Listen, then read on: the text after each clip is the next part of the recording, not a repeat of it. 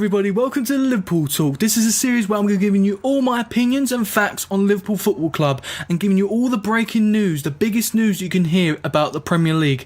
Now there's a lot more to this series, but that is just the basics, so there's a lot more to come, so stay tuned and enjoy episode number 1 of the Liverpool Talk. Hello everybody, my name is Jerry and I'm the host of this channel and the host of this show, the Liverpool Talk. But before we go straight into episode number 1 with all the great shows I'm going to be giving you, I just want to briefly explain something. Now, this is pure wrestling, this channel. Now, I understand you're probably confused about why I'm doing football on this channel. Now, I want to explain something briefly. For me, it's a personal thing, which I don't want to do two different channels and promote them differently. I'd rather just have one channel and promote two things in one. Now, I have a great inspiration and great passion for Liverpool Football Club and the Premier League. Likewise with wrestling. Now, the reason I've done this is because I have a passion for both of these and I didn't want to just do one subject. So now I've created a new show called The Liverpool Talk, where I'll be talking about Liverpool and also the Premier League, all the breaking news I can give you.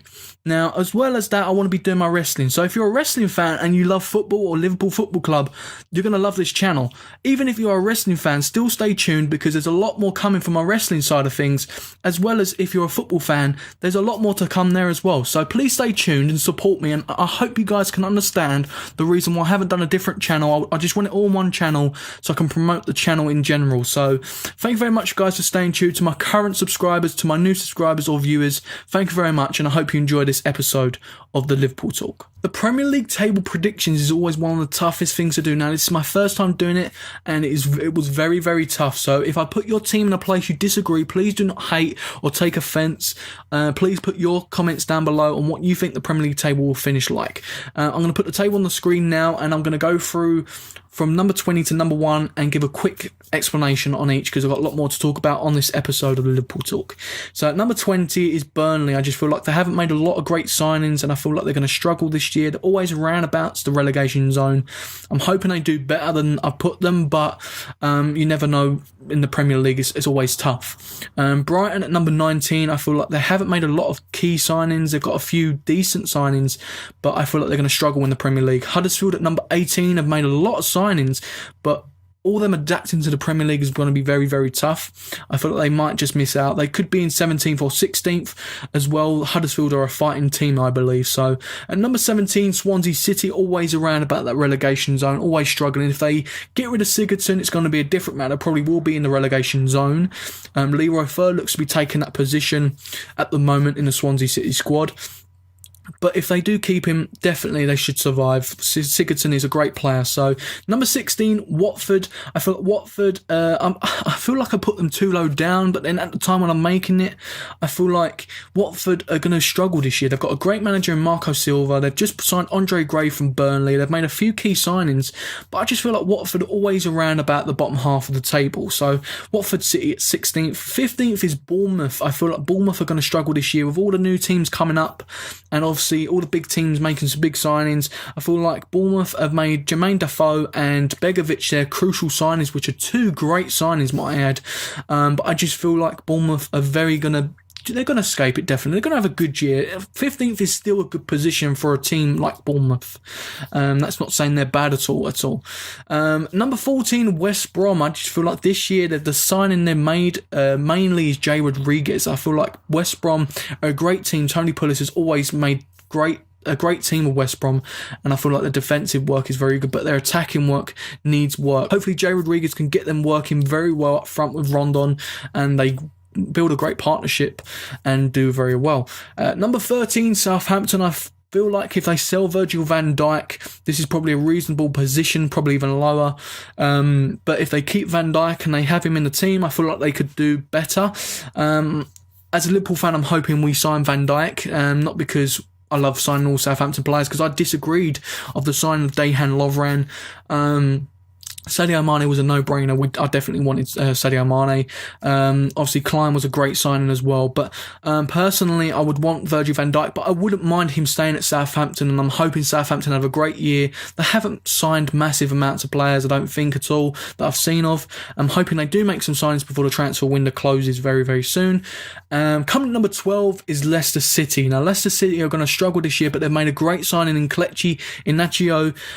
They've signed the likes of Harry Maguire and Jakupovic from Hull City. I just feel like them two are great signings as well. I feel like they're going to do a little bit better this season, but looking at the table, it's very tough to predict. And that's why I put Leicester City there. Mid-table is a great finish for Leicester. At number 11 is Stoke City. It's always tough to play at Stoke City. I just feel like they're always a mid-table team. I'm predicting they're probably going to lose it in Bula. There's rumours of Joe Allen going back to Swansea, which would be a good move for Swansea, a tough move for Stoke, because Joe Allen is very special in that midfield. I feel like he picks up the ball, passes well. He's always a key player. He's always up front when you need him as well, especially from a Liverpool fan's perspective. I feel like he's a great player, and if Stoke lose him, they've obviously got the signing of Kurt Zouma, and they've obviously looking to sign more players. Obviously, they've lost Arnautovic, which is a key one as well. I just feel like Stoke are going to have a tough year this year, and I'm hoping they do a lot better than I'm predicting. Number 10 is Crystal Palace. I feel like Crystal Palace always around the mid-table as well. Crystal Palace are going to have a great year. I'm hoping Wilfried Zaha and obviously Benteke and Townsend can get them all firing again and going forward. And I'm hoping Scott Dan has a lovely year as well, because I'm a big fan of him. Coming at number 9, a surprise one, is Newcastle United. I feel like they're definitely going to be mid-table bound. I feel like this team could be the surprise team of the year. I feel like Rafa Benitez, especially as manager, he could make some crucial signings going forward. He's made a few decent ones. Obviously, the signing of Dwight Gale last season and Matt Ritchie and people like that. They're definitely going to get Newcastle firing this season. I'm hoping Newcastle have a great year and stay in the Premier League. Coming in number 8 is West Ham. This team has definitely made some good signings in Joe Hart, experienced keeper at the back. Obviously, the signings of Zabaleta. They've also made the signing of Arnautovic and Chicharito Hernandez, 4 key crucial signings that could definitely get them all firing, and they're looking to bring in William Carvalho from the Portuguese league, which is a great defensive midfielder. If you have him or Quieto or him and Noble in the midfield, you're definitely going to have a crucial season this season. So it's definitely a good rumour for them. I feel West Ham have done very well. I still feel like up front, maybe obviously with the injuries of Carroll, and you never know with Hernandez, it's going to be a lot of struggle on him. They've got a few good youngsters. I feel like hopefully they have a good season. I feel like 8th finish for West Ham will be very, very good. Coming at number 7 is our arch rivals, Everton. Now, Everton have definitely had a big loss in Romelu Lukaku leaving, but I feel like even though he has left, I feel like they've signed very well with Wayne Rooney, Davy Klaassen, Sandro Ramirez. You've got Jordan Pickford, and I'm missing somebody in that squad as well. I know they've signed more, but there's there's a lot of good signings there, and I feel like they've got a lot more squad depth this season to go out and do a good year. And I feel like 7th finish, 6th finish would be very, very good for Everton going towards that Europa League spot. Now, coming at number 6 is my current club, my club. I've always supported Liverpool Football Club. Now, Liverpool Football Club, especially if Coutinho does leave, it's going to be a very tough year. They could sign Van Dijk, which will be a very good thing, especially in the defence with the defensive errors we make. I feel like Mohamed Salah was a great signing. Obviously, the likes of Woodburn and Ryan Kent, 2 of our youngsters coming into the squad. I feel like it's a very good thing for Liverpool. But at the moment, I'm struggling to see us hitting the top 4, top 5. I feel like we would just miss out coming in towards that Europa League position. So that is where I predict Liverpool to finish this season. Number 5 is a tough one really. Going forward, I went with Tottenham Hotspur Spurs. I feel like Spurs are going to struggle this season, losing Kyle Walker. When they had Danny Rose and Kyle Walker running down them wings, had a great amount of support, but now I feel like Spurs are going to struggle this season, and Hugo Lloris and defence are going to have to pick out some good defensive wins like a West Brom side. I feel like at the moment they've not made any key signings. Obviously loaned out or got rid of Josh Onuma to Aston Villa. I feel like obviously losing Kyle Walker, there's some key players that they're missing. Hopefully they can sign some people in the transfer window going forward. Coming number 4 is Arsenal. Now Arsenal are definitely going to have a great year with the signing of Kolasinac and Lacazette up front. Lacazette finally a goal scorer who can score from different positions and do very well for Arsenal, and I feel like these two are very key. Squad rotational player in Kolasinac and a great goal scorer up front with Lacazette. Hopefully he can get them all firing up front, and Giroud can help as well, and the whole team can come together and hopefully have a good year and finishing 4th. Number 3, I'm going with Chelsea Football Club, the last year's winners. I feel like Chelsea Football Club in general look a bit rusty at the moment. They haven't got the squad depth. Even Conte himself has come out and said he needs sign some players. Bakayoko, definitely a great signing, but losing Matic and possibly losing Costa I just feel like they're going to miss something in there, and they're going to need to sign some players hopefully soon. Signing off, obviously, Alvaro Morata is a great signing, but hopefully getting him in his current form, obviously playing at Real Madrid last season, never played that much. Hopefully they can get him firing and scoring some goals. Number 2 is Manchester United. Manchester United definitely signed well with Matic and Romelu Lukaku, and also Mourinho looking to sign more players. Obviously the signing of Lindelof as well as a good youngster at the centre-back position. I feel like they're going to have a good year this year, and it's going to be between them and number 1 position, Manchester City. Now, Manchester City were the first team I put there. I was debating with Man United, but Manchester City went straight in there. Gabriel Jesus, Aguero, and obviously you got the likes of the wingers with Sterling, and obviously De Bruyne, Sané. You got all the likes of them up front. Then you got the midfield as well. They've signed a few good players. I feel like the Gundogan coming back this year would be a great addition for them. I feel like they're going to have a great year, and I feel like Manchester City, the squad depth they've got is definitely the best in the Premier League. I feel like they've definitely got to go out and win, and especially with Pep's second year. He's had his first year to get used to the team, to make it his own, and I feel like this year could be Manchester City. So that is my predictions for the Premier League tables. Please, in the comment section down below, let me know your guys' Premier League table. And going forward quickly with the top scorer, I'm going with Romelu Lukaku. Top assist, De Bruyne. Golden Glove, Hugo Lloris. PFA Player of the Year, I'm going with Eden Hazard. And the PFA Young Player of the Year, I'm going to go with Dele Alli. Now, Dele Alli already won it last year, and so did De Bruyne on the top assists. Romelu Lukaku luckily missed out last season. I feel like this season could be either a make or break season with Man United. The formation could work, the formation might not work, but I feel like with Mourinho, he likes strikers, and he likes playing around strikers like with Diego Costa at Chelsea. So Romelu Lukaku could have a great year. De Bruyne is always up there in assists, so I went safe option with De Bruyne. Hugo Lloris is a bit of a underdog, I'd like to say, really, because always people are going to go with Courtois and De Gea, which is understandable. Ederson was another pick of mine for Manchester City. I'm tied between them two, but I went for Hugo Lloris.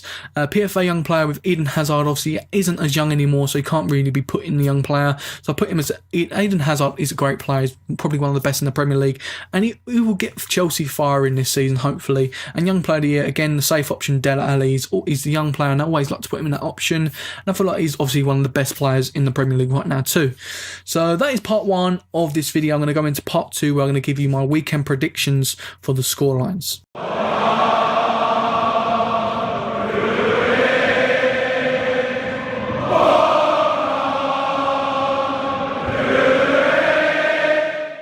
Hello there guys, welcome back for part 2. Hopefully you enjoyed the first part and you're staying tuned. And this is the weekend predictions for me. It's Arsenal versus Leicester, the first game today, which is...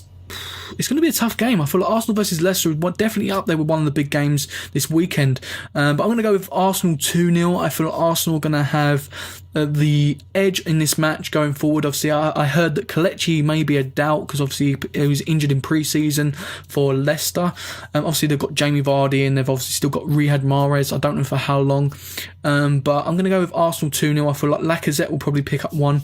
It's definitely in there. And obviously, you never know with Arsenal. They've got a very good squad. And obviously, if Alexis Sanchez is back, that's even better. So 2-0 Arsenal. Watford versus Liverpool. Now, this is going to be a tough one because Watford are always one of Liverpool's arch rivals when it comes to lower teams. Now, I'm going to go with 3-1 Liverpool. Now, the reason why I'm going that is not because it's a biased opinion, it's because of the fact that Watford have made some great signings, so they're definitely going to score here. I don't know how many they're going to score. It's always a close game between these two teams. And if Coutinho goes beforehand, which I don't see happening, and apparently he's not available for the weekend, neither is Daniel Sturridge. It's a big miss for Liverpool. But then you've got Salah and Mane and Firmino playing. It's going to be a good year for Liverpool, I see, and I feel like they're going to get a few good goals in there, and obviously the likes of hopefully Joel Matip can add to his goal scoring form this season, the big defender. So I'm going to go with 3-1 Liverpool against Watford. Chelsea versus Burnley. Now, this is always a great game to watch because Burnley always have a great game against Chelsea. Chelsea always somehow either draw or somehow come close to losing to Burnley because Burnley love playing against Chelsea. But I've gone with 2-0 Chelsea just for the fact that Chelsea need a win right now to start off their Premier League. They've had a poor pre-season. They lost the cup to Arsenal. I feel like Chelsea needs something. I feel like if Batshuayi can get on the goal scoring list and start scoring for Chelsea, or maybe a Willian or a Pedro, this will be a good start to the season. So I'm going to go with 2-0 Chelsea. Now, Palace versus Huddersfield is a great game. It's definitely the first game for Huddersfield in the Premier League. It's making so many signings. I think they're definitely going to score 1 in this match, but I've gone with 2-1 Palace. I feel like Palace are just... Wilfried Zaha, Benteke alone already can score goals with the likes of Townsend. But Huddersfield... definitely going to give them a great game. I'm hoping it's going to be one of the best games of the weekend because I want to see the new teams, basically. Every year you love to see the new teams. So I'm going to go with 2-1 Palace against Huddersfield. Everton versus Stoke this weekend, and that's definitely a great game. I've gone 2-1 Everton. I just feel like with the new signings, Everton are going to somehow pull it off against Stoke, which is always tough to play against. And Stoke will score. I just feel like obviously someone like Shaqiri will turn up. Someone different, maybe even a defender like Ryan Shawcross or something. They always get a scrappy goal or some sort of. They always pull a win out of the bag or a draw, but I've gone with 2-1 Everton here. I just feel like Everton's squad, they've got a lot more squad depth and a lot more on the bench to offer than Stoke City have. Southampton versus Swansea, always a great game to see. I've gone with 3-1 Swansea, which is a surprise probably to most people. I just feel like Southampton will probably score. It's either going to be Shane Long or Gabbiadini. I feel like they're going to obviously get off starting scoring. But Swansea have looked very good in pre-season with Leroy. I think they got a 4-0 win in the pre-season I see, and I feel like Swansea could start off. They will normally start off well and end bad. Normally Swansea, or they fight towards the end. So I've gone with 3-1 Swansea. I feel like Leroy will get on the score sheet. If Sigurdsson plays, he might get on the score sheet. Obviously Llorente looking to start his scoring, and obviously they've got the signing of Tammy Abraham. I feel like he might even score a goal in this match. I've gone with 3-1 Swansea. West Brom versus Bournemouth, always a great game to see. I feel like it's going to be a very counter-attack defensive match. It's going to be one of them slow matches. I've gone with 0-0. I feel like no team will score in this match. You never know, they could, but I just feel like it's going to be tough. It depends if Jermaine Defoe starts for Bournemouth. It could be a different game we see here. But Brighton versus Man City is the next game. I've gone with 3-0 Man City. I feel like Brighton's going to have a tough game. It's their first home game, which is great. But Man City are going to come out. They've had a great pre-season. They've got a great squad. And I just feel like they're going to go straight through Brighton for the next game. And the next game is going to be Newcastle versus Spurs. I've gone 3-1 Spurs, even though I've got Newcastle to finish high in my table. I just feel like Spurs are going to come out all cylinders firing, and you're going to have Harry Kane, Christian Eriksen, Dele Alli, hopefully Son. I don't think he's back yet. Looking forward to seeing him when he comes back. Lamella, you've got the whole squad, and actually Sissoko looks pretty good this year. I see him against Juventus, and he looked very good. So hopefully he can have a good year this year. But I've gone with 3-1 Spurs, and the last match of the weekend is Man United versus West Ham. Probably one of the underdog picks for the weekend. I feel like it's going to be a great match, but I've gone with 2-0 Man United, sorry. Scared of probably a lot of Manchester United fans there with that one. But Man United to win 2-0. I just feel like West Ham have had a struggle this pre-season. They've got a few goals, they've got a few grinding results, but I feel like Man United have had a good pre-season. I feel like Romelu Lukaku will probably get on the scoreline. He'll probably get off starting, and Mkhitaryan definitely looks good this pre-season. I'm looking forward to see what he can do, and Martial too. So I've gone with Man United 2-0. So that is it, guys. That is episode number 1 of the Liverpool Talk. I hope you enjoyed, and don't forget to subscribe if you enjoyed this episode, and if you enjoy wrestling or Liverpool or football content in general, please subscribe. This is the place to be.